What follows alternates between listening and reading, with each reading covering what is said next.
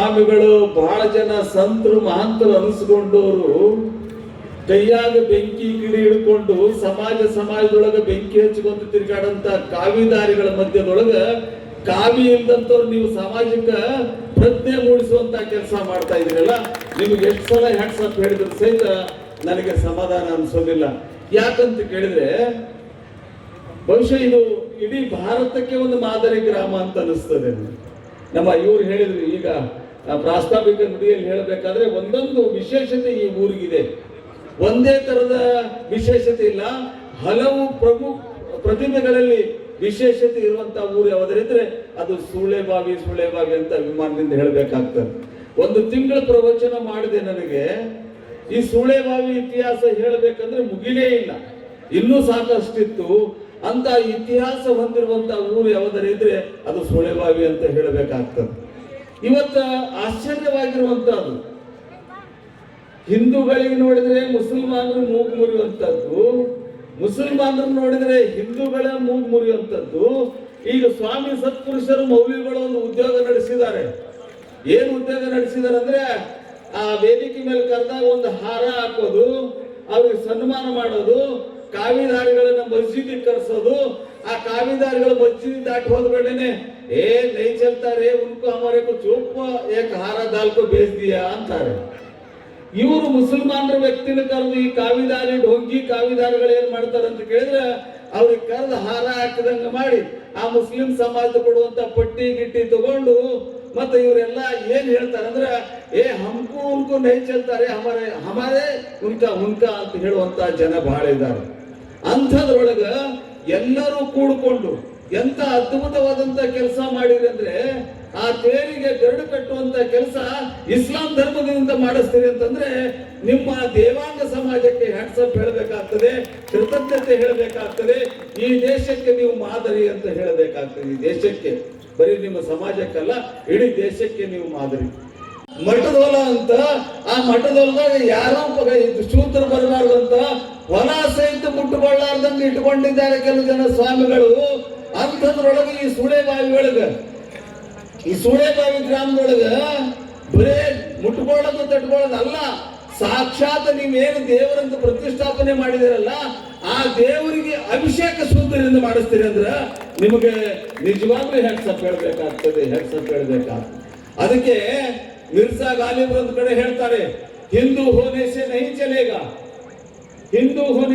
ಚಲೇಗಾ, ಮುಸಲ್ಮಾನ್ ಹೋನೆ ಸೆ ನಹೀ ಚಲೇಗಾ, एक बार सिख ईसाई होने पर भी नहीं चलेगा, एक बार आसमान की तरफ सर उठा कर देखो, सारा जहां अपना होना चाहिए ಅಂತ ಹೇಳ್ತಾರೆ. ಹಿಂದೂ ಆಗಿನಿ ಅಂತ ಹೇಳಿ ಒಂದು ದೇವಸ್ಥಾನ ಕಟ್ಟಿಸಿ ಕೊಳ್ಳಾಗ ಒಂದು ರುದ್ರಾಕ್ಷಿ ಸರ ಹಾಕೊಂಡು ಒಂದು 50 ಪೈಸದ ಕಾವಿ ಮೈ ಮೇಲೆ ಹಾಕೊಂಡು ಹಿಂಗ ತಿರುಗಾಡ್ಕೊಂತ ಸಮಾಜದೊಳಗೆ ಗದ್ದಲ ಮಾಡಿ ಸಮಾಜದೊಳಗೆ ಜಗಳ ಹಚ್ಚಿ ಹಿಂದೂ ಮುಸ್ಲಿಂ ಗಲಾಟೆ ಮಾಡುವಂತದ್ದು ಹಿಂದೂ ಧರ್ಮ ಅಲ್ಲ. ಹಿಂದೂ ಧರ್ಮ ಯಾವುದು ಅಂತ ಕೇಳಿದ್ರೆ ಯಾರು ಬಿದ್ದಿರ್ತಾರೋ ನೆಲಕ್ಕೆ, ನಮ್ಮಪ್ಪ ಬಸವಣ್ಣ ಬಂದು ನೆಲಕ್ಕೆ ಬಿದ್ದವ್ರನ್ನ ಎತ್ತಿಂದಲ್ಲ ಅದು ನಿಜವಾದ ಧರ್ಮ ಆಗ್ತದೆ. ಬಿದ್ದವ್ರನ್ನ ನೆಲಕ್ಕೆ ಎತ್ತೋದು. अगर पड़ोसी भूखा है तू पेट भर के खाया है तो असली मुसलमान नहीं है, आधा रोटी उसको देकर जब खाता है वो असली मुसलमान है, असली मुसलमान है ಅಂತ ಹೇಳ್ತಾರೆ. ಒಂದು ಕಡೆ ಹೇಳ್ತಾರೆ, ನೀನು ಪಕ್ಕದ ಮನೆ ಉಪವಾಸ ಇದ್ದ, ನೀನು ಹೊಟ್ಟೆ ತುಂಬಾ ಉಂಡಿದ್ದಿ ಅಂದ್ರೆ ಅದು ಇಸ್ಲಾಂ ಧರ್ಮ ಅಲ್ಲ. ಅವನಿಗೆ ಕರೆದು ಅರ್ಧ ರೊಟ್ಟಿ ಕೊಟ್ಟು ಅದ್ರೊಳಗೆ ಅರ್ಧ ರೊಟ್ಟಿ ಕೊಟ್ಟು ನೀ ಅರ್ಧ ಉಂಡ್ರೆ ನಿಜವಾದ ಮುಸ್ಲಿಮ ನಿನಗಂತಾರೆ ಅಂತಾರೆ ಅಂತ ಕೇಳಿದ್ರೆ ನಮಾಜ್ದ ಅರ್ಥ ಏನು ಅಂತ ಕೇಳಿದ್ರೆ ಎಲ್ಲರನ್ನ ಗೌರವಿಸಬೇಕು, ಎಲ್ಲರನ್ನ ಆತ್ಮೀಯವಾಗಿ ಅಪ್ಕೊಳ್ಬೇಕಂತ ನಮಾಜ್ ಹೇಳ್ತದೆ. ನಮಾಜ್ ಯಾವತ್ತು ಆಪಸ್ ಮೇ ಬೈರ್ ರಖನಾ ಅನ್ನೋ ಶಬ್ದ ಹೇಳಲ್ಲ, ಸಬ್ಕೋ ಗಲೆ ಲಗಾತೆ ಚಲೋ ಅಂತ ಹೇಳ್ತದೆ. ಎಲ್ಲರನ್ನ ನಮಾಜ್ ಆದ ಕೂಡಲೇ ನೋಡ್ರಿ ಎಲ್ಲರಿಗೂ ಒಬ್ರಿಗೊಬ್ರು ತಪ್ಕೊಳ್ತಾರೆ. ಇದ್ರ ಅರ್ಥ ಏನಂದ್ರೆ ಒಬ್ರಿಗೊಬ್ರು ಅಪ್ಕೊಳ್ಳೋದ ಅರ್ಥ ಏನಂದ್ರೆ ನಾ ಬೇರೆ ಅಲ್ಲ ನೀ ಬೇರೆ ಅಲ್ಲ ಅಂತ ಹೇಳುವಂತ ಸಂಕೇತ ಅದು. ಮತ್ತೆ ಸಿಖ್ ಧರ್ಮದೊಳಗಾದೀನಿ ಅಂತ ಹೇಳ್ಕೊಂಡು ಒಂದು ಕೈಯಾಗ ಕಡಗ ಹಾಕೊಂಡು ಬೇಟ ಕಟ್ಕೊಂಡ್ರೆ ಅಲ್ಲ ಅದು. ಸಿಖ್ ಧರ್ಮ ಯಾವುದಕ್ಕೆ ಶೂರ ಆಗಿರ್ಬೇಕಂದ್ರೆ ಎಲ್ಲಿ ಅನ್ಯಾಯ ನಡೀತದೆ, ಎಲ್ಲಿ ಅತ್ಯಾಚಾರ ನಡೀತದೆ ಅದನ್ನು ವಿರೋಧಿಸಲಿಕ್ಕೆ ಸಿಖ್ ಧರ್ಮದೊಳಗೆ ತಯಾರಾಗಿದ್ದಾರೆ ಅಂತ ಹೇಳ್ಕೊಡ್ಬೇಕು. ಅದು ಸಿಖ್ ಧರ್ಮ ಅಂತ ಅನಿಸ್ತದೆ. ಇಸಾಯಿ ಧರ್ಮ ಅಂದ್ರೆ ಅಕ್ಕಪಕ್ಕ ಇಸಾತ अगर रास्ते पर कांटे गिरे हो, अगर रास्ते पर कांटे गिरे हो तो समझो यहाँ से मुसलमान नहीं गुजरा होगा, यहाँ से मुसलमान नहीं गुजरा होगा ಅಂತ ಹೇಳ್ತೀನಿ. ಎಲ್ಲೆಲ್ಲಿ ದಾರಿ ಮೇಲೆ ಮುಳ್ಳು ಬಿದ್ದಾವಂದ್ರೆ, ಆ ಮುಳ್ಳು ಕಾಣ್ತಾವಂದ್ರೆ ಭವಿಷ್ಯ ಇಲ್ಲಿಂದ ಇಸ್ಲಾಂ ಧರ್ಮದ ಹಾಯ್ದು ಹೋಗಿಲ್ಲ, ಈ ದಾರಿಗೆ ಇಸ್ಲಾಂ ಧರ್ಮದ ಬಂದಿಲ್ಲ. ಯಾಕಂದ್ರೆ ಬಂದಿದ್ರೆ ಆ ಇಸ್ಲಾಂ ಧರ್ಮದವ ಮುಳ್ಳು ಎತ್ತಿ ಒಗೆದು ಹೋಗ್ತಿದ್ದ, ದಾರಿ ಸುದ್ದು ಮಾಡ್ತಿದ್ದ ಅಂತ ಇತ್ತು ಒಂದು ಕಾಲಕ್ಕೆ. ಅದಕ್ಕಾಗಿ ನಾವ್ ಏನ್ ಹೇಳ್ತೀವಿ ಇವತ್ತಂದ್ರೆ, ನಾವು ನೀವುಗಳು ಯಾರು ಮನುಷ್ಯತ್ವಕ್ಕಿಂತ ಮೀಗಿಲಾಗಿ ಜಾತಿ ಯಾವುದು ಅಲ್ಲ. ನಾವು ಮನುಷ್ಯರು ಒಂದಾಗಬೇಕು. ನಾವು ಮನುಷ್ಯರಲ್ಲಿ ದೇವರನ್ನು ಕಾಣುವಂತ ಪ್ರಯತ್ನ ಮಾಡಬೇಕು. ಬಸವಣ್ಣನವರು ಹೇಳಿದ ಅದೇನೆ, ಮನುಷ್ಯರಲ್ಲಿ ದೇವರನ್ನು ಕಾಣ್ರಿ, ಅಲ್ಲಿ ಇಲ್ಲಿ ದೇವರು ಕಾಣ್ಲಿಕ್ಕೆ ಹೋಗ್ಬೇಡ್ರಿ. ಇದೊಂದು ನೆಪ. ಬನಶಂಕರಿ ದೇವಿ ಜಾತ್ರೆ ಅನ್ನೋದೊಂದು ನೆಪ. ಎಲ್ಲಾ ಸಮಾಜದವ್ರನ್ನ 26 ಸಮಾಜ, ಎಲ್ಲರ ಹೆಸರು ಹೇಳಲಿಕ್ಕೆ ಆಗೋದಿಲ್ಲ, 26 ಸಮಾಜ ಕೂಡಿಕೊಂಡು ಒಬ್ಬ ದೇವಾಂಗ ಸಮಾಜದ ಜನಗಳು ನಾವು ಒಬ್ಬರೇ ಮಾಡಿದ್ರೆ ನಮ್ ಜಾತ್ರೆ ಆಗ್ತದೆ, ನಮ್ ಜಾತ್ರೆ ಆಗ್ತದೆ.